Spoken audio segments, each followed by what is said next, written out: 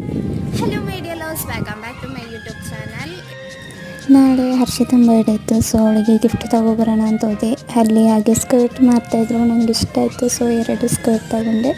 ಮತ್ತು ಅವಳಿಗೆ ಗಿಫ್ಟೆಲ್ಲ ಪರ್ಚೇಸ್ ಮಾಡಿ ಗೋಲ್ಗಪ್ಪ ತಿಂದ್ಕೊಂಡು ಹಾಗೆ ನನ್ನ ಅಕ್ಕನಿಗೆ ಪಾರ್ಲರ್ಗೆ ಹೋಗಬೇಕಾಗಿತ್ತು. ಪಾರ್ಲರಿಗೆ ಹೋಗಿ ಅವಳಿಗೆ ಐಬ್ರೋ ಮಾಡಿಸ್ಬೇಕಾಗಿತ್ತು. ಆಮೇಲೆ ಗಿಫ್ಟನ್ನೆಲ್ಲ ನೈಟ್ ಕೂತ್ಕೊಂಡು ಪ್ಯಾಕ್ ಮಾಡಿದೆ. Happy birthday.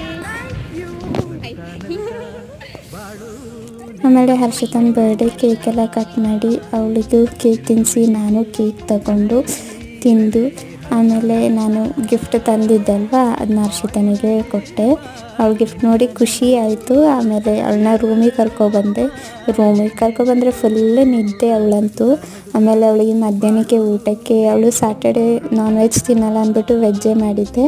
First time chapati ಮಾಡೋಕ್ಕೆ ಕಲಿತೆ. ಸಂಜೆ ಆಗುತ್ತಿಗೆ ಅವಳು ಹೊರಟಳು. ಟಾಟಾ.